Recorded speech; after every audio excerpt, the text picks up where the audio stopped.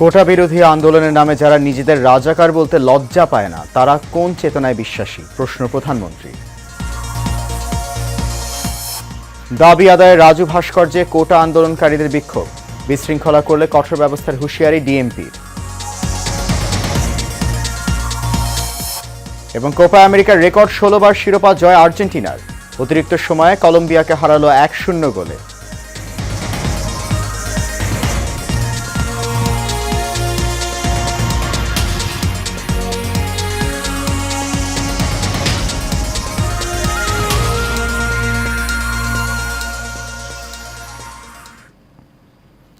সবাইকে স্বাগত জানাচ্ছি এশিয়ান নিউজে। আপনাদের সাথে আছি আমি সৈয়দ মাহিউজ্জামান মুখর।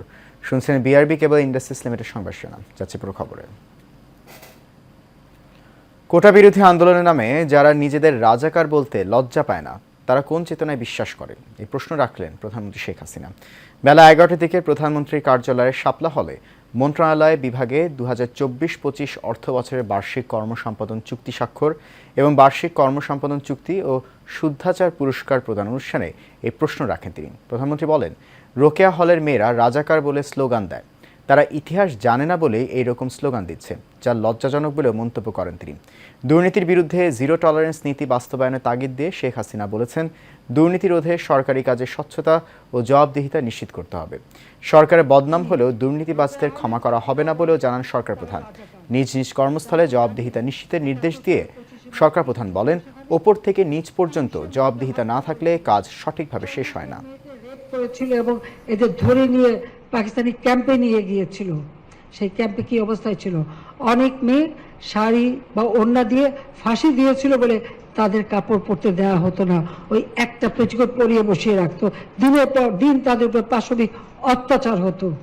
দুর্ভাগ্য যে এখন যখন শুনি সে মেয়েরাও স্লোগান দেয়, এটা কোন দেশে আমরা আছি? এরা কি চেতনায় বিশ্বাস করে? কি শিক্ষা তারা নিল? কি তারা শিখলো? সেটাই আমার এখন প্রশ্ন। যে মুক্তিযুদ্ধ আমাদের গর্বের। পররাষ্ট্রমন্ত্রী ডক্টর হাসান মাহমুদ বলেছেন, কোটা সংস্কার আন্দোলনকারীরা রোববার রাতে যে ধরনের স্লোগান দিয়েছে তা সরকার বিরোধী কোনো স্লোগান নয়, বরং রাষ্ট্র বিরোধী স্লোগান, এমনকি প্রধানমন্ত্রী বিরোধী স্লোগান। আজ সচিবালয়ে সাংবাদিকদের সঙ্গে আলাপকালে এসব কথা বলেন তিনি। পররাষ্ট্রমন্ত্রী বলেন, এটা স্পষ্ট যে কোটা আন্দোলনের মধ্যে রাষ্ট্রবিরোধী ও সরকার বিরোধীরা প্রবেশ করেছে। তিনি বলেন, এটাকে কোটা সংস্কার আন্দোলন নয়, বরং রাষ্ট্রবিরোধী আন্দোলনে রূপ দেওয়া হয়েছে এবং কোমলমতি শিক্ষার্থীদের ব্যবহার করা হচ্ছে। এই আন্দোলনে বিএনপি ও জামাত ইন্ধন দিচ্ছে। পররাষ্ট্রমন্ত্রী বলেন, দেশকে কোনোভাবেই অস্থিতিশীল হতে দেওয়া হবে না, কোমলমতি শিক্ষার্থীদের সেন্টিমেন্ট নিয়ে খেলতে দেওয়া হবে না। আন্দোলনের মধ্যে রাজনৈতিক অপশক্তি ঢুকেছে, বিএনপি জামাত সহ যারা দেশকে অস্থিতিশীল করতে চায় তারা ঢুকেছে। আসলে কালকের স্লোগান এবং কালকের যেই সমস্ত উদ্ধত্তপূর্ণ স্লোগান এবং বক্তব্য, এতে প্রমাণিত হয় এটি কোটা বিরোধী আন্দোলন নয়, এটি রাষ্ট্রবিরোধী সরকার বিরোধী আন্দোলনের রূপ দেওয়ার জন্য চেষ্টা করা হচ্ছে এবং কোমলমতি শিক্ষার্থীদের সেন্টিমেন্টকে ব্যবহার করা হচ্ছে। কিছু নেতৃবৃন্দ এবং বাইরে থেকে বিএনপি জামাত সহ অন্যরা সেখানে ইন্ধন দিচ্ছে।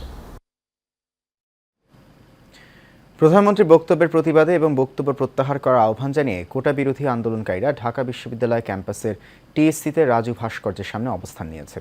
দুপুর 12টা থেকেই ঢাকা বিশ্ববিদ্যালয়ের বিভিন্ন হল ও অধিভুক্ত কলেজের শিক্ষার্থীরা মিছিল নিয়ে রাজু ভাস্কর্যের সামনে আসেন। মিছিলে নেতৃত্ব দেন বৈষম্য বিরোধী ছাত্র আন্দোলনের অন্যতম সমন্বয়ক মাহিন সরকার। পরে মিছিল নিয়ে আসেন ঢাকা মেডিকেল কলেজ ও বদরুন্নেসা সরকারি কলেজের একদল শিক্ষার্থী। এরপর দলে দলে শিক্ষার্থীরা রাজু ভাস্কর্যের সামনে আসেন। এ সময় বিক্ষিপ্ত সংঘর্ষ হয়। এদিকে একই জায়গায় প্রতিবাদী অবস্থান কর্মসূচি পালন করবে বাংলাদেশ ছাত্রলীগ। অন্যদিকে ঢাকা বিশ্ববিদ্যালয় ছাড়াও দেশের বিভিন্ন স্থানে কোটা বিরোধী বিক্ষোভ করছেন আন্দোলনকারীরা।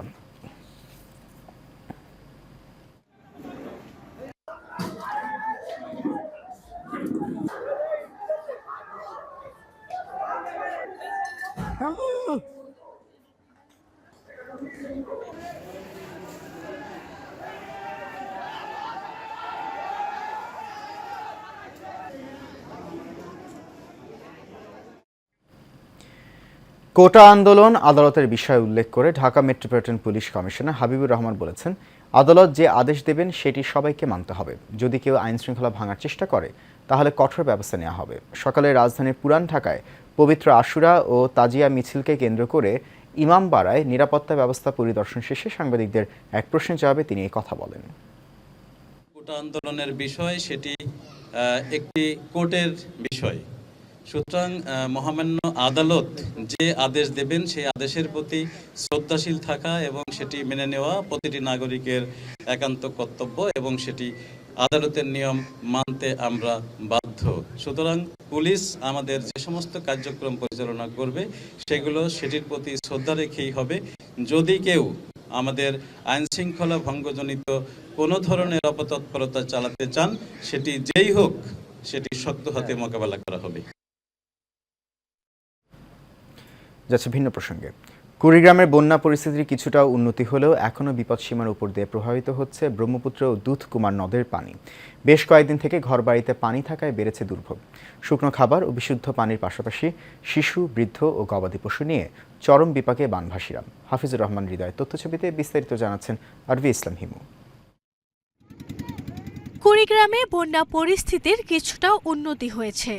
ধরলা ও তিস্তা নদীর পানি কমলেও বিপদসীমার উপর দিয়ে প্রবাহিত হচ্ছে দুধকুমার ও ব্রহ্মপুত্র নদের পানি।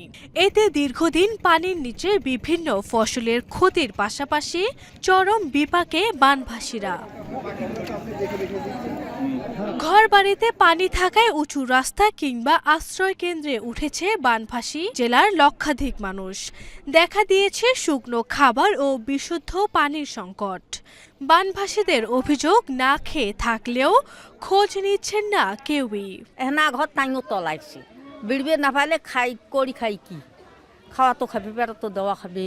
কিছু লোক আছে এখানে আশ্রয় নিয়েছে, আর কিছু লোক বাড়িতে খাটের উপরে বা চৌকির উপরে পাক শাক করে খাইতেছে। আশ্রয় কেন্দ্রই আছি 4 দিন ভরা, আমার অসুবিধা। ভাত পাক করে পাই না, খাওয়ার পাই না, খুব অসুবিধা। এখন ঘর না থাকি, এখন বাইরে আসি, এখন কুমড়া যাই কি না যাই। বন্যা হলে না মানুষ বেড় বাড়ো না পায়, করি খাবারও না পায়, ঘর দুয়ার তলালে কি করি খায়। এদিকে ত্রাণ সহায়তা অব্যাহত রাখার পাশাপাশি নিয়মিত বন্যা কবলিত এলাকা পরিদর্শন করে সহায়তা দিচ্ছেন বলে জানান জেলা প্রশাসন। স্বাভাবিকভাবে বলা যায় যে ত্রাণ সহায়তার ক্ষেত্রে কোনো ধরনের সমস্যা নেই। আমরা সার্বিকভাবে সরাসরি সরকারের পক্ষ থেকে প্রস্তুত রেখেছি এবং সকলকে সাথে নিয়ে বন্যা মোকাবেলা যথাযথভাবে করবার জন্য সার্বিক প্রস্তুতি আমাদের আছে।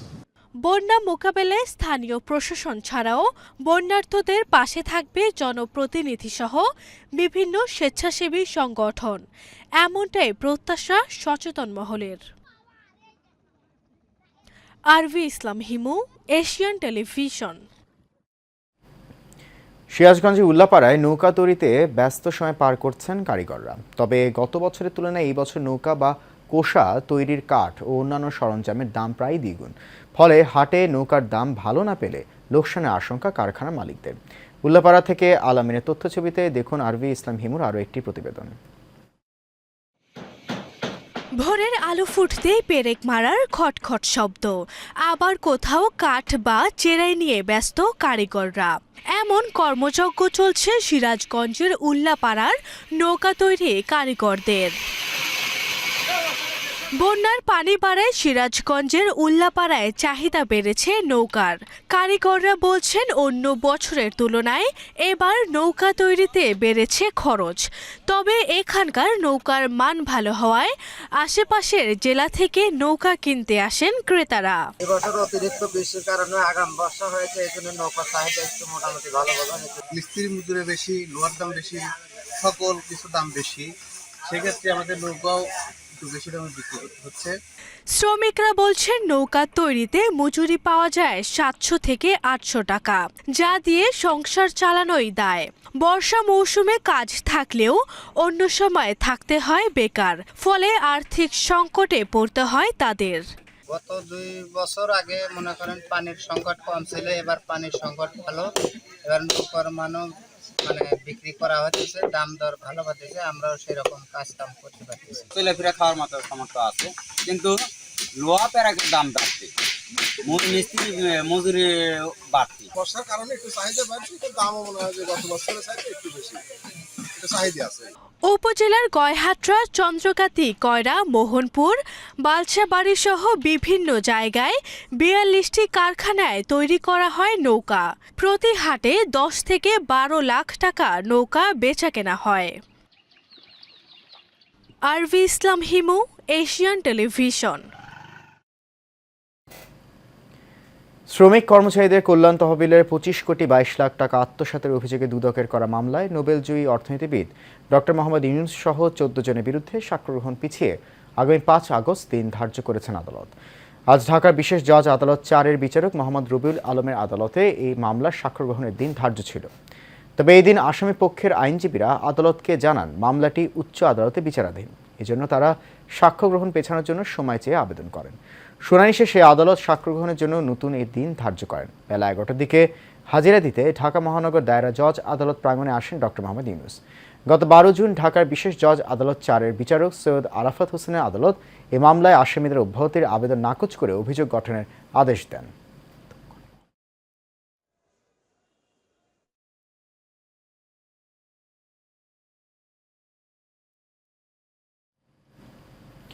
বাংলাদেশ স্টার্টআপ সামিট ২০২৪ আনুষ্ঠানিকভাবে চালু হয়েছে। রাজধানী আগারগাঁও আইসিটি টাওয়ারের বাংলাদেশ কম্পিউটার কাউন্সিল অডিটোরিয়ামে এক সংবাদ সম্মেলনে ডাক, টেলিযোগাযোগ এবং তথ্য প্রযুক্তি প্রতিমন্ত্রী জুনায়েদ আহমেদ পলক প্রধান অতিথি হিসেবে স্টার্টআপ বাংলাদেশ সামিট উদ্বোধন করেন। ২৭ এবং ২৮ জুলাই নির্ধারিত বাংলাদেশ স্টার্টআপ সামিট ২০২৪-এর পরিকল্পনায় শুরু হয় এই বছরের সামিট। স্মার্ট বাংলাদেশ অফুরন্ত সম্ভাবনা থিম নিয়ে এবারের সামিটের লক্ষ্য বাংলাদেশের উন্নয়নকে উন্নীত করা। আইসিটি বিভাগের সচিব ও স্টার্টআপ বাংলাদেশ লিমিটেডের পরিচালনা পর্ষদের চেয়ারম্যান শামসুল আরেফিন অনুষ্ঠানে বিশেষ অতিথি হিসেবে উপস্থিত ছিলেন। এতে স্টার্টআপ বাংলাদেশ লিমিটেডের ব্যবস্থাপনা পরিচালক সামি আহমেদ সভাপতিত্ব করেন। এছাড়া আয়োজকদের পক্ষ থেকে Sabbir Rahman Tanim, event partner windmill advertising লিমিটেডের ব্যবস্থাপনা পরিচালক Morshed Alam, communication partner Asiatic Mindshare লিমিটেডের ম্যানেজিং পার্টনার তুসনোভা আহমেদ টিনা এবং অন্যান্য গুরুত্বপূর্ণ কর্মকর্তারা অনুষ্ঠানে উপস্থিত ছিলেন।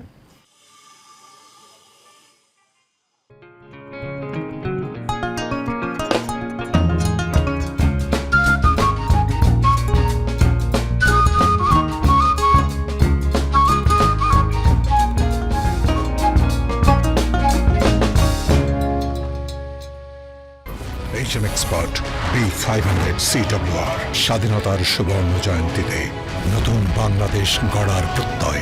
HM Steel B500 CWR।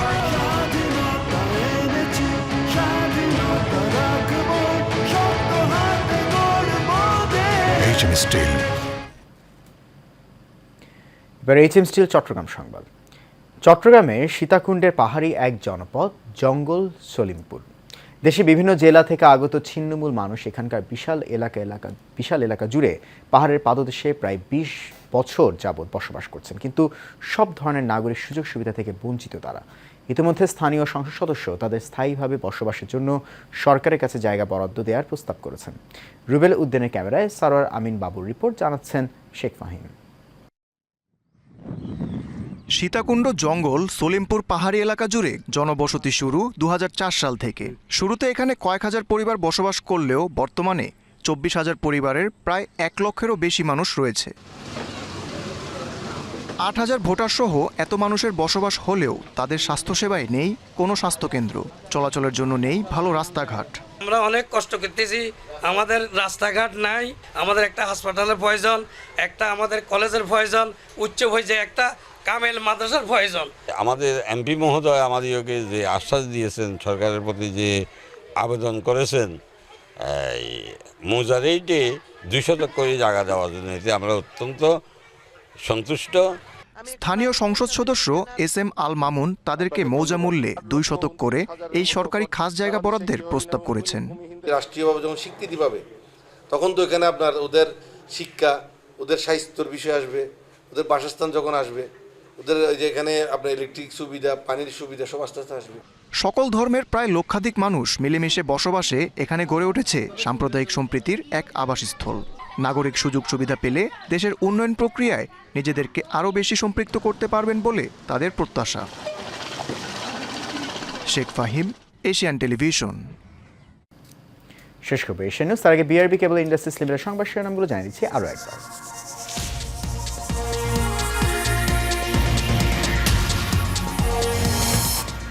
কোটা বিরোধী আন্দোলনের নামে যারা নিজেদের রাজাকার বলতে লজ্জা পায় না তারা কোন চেতনায় বিশ্বাসী, প্রশ্ন প্রধানমন্ত্রীর। দাবি আদায় রাজু ভাস্কর্যে কোটা আন্দোলনকারীদের বিক্ষোভ, বিশৃঙ্খলা করলে কঠোর ব্যবস্থার হুঁশিয়ারি ডিএমপি। এবং কোপা আমেরিকার রেকর্ড 16 বার শিরোপা জয় আর্জেন্টিনার, অতিরিক্ত সময়ে কলম্বিয়াকে হারালো 1-0 গোলে।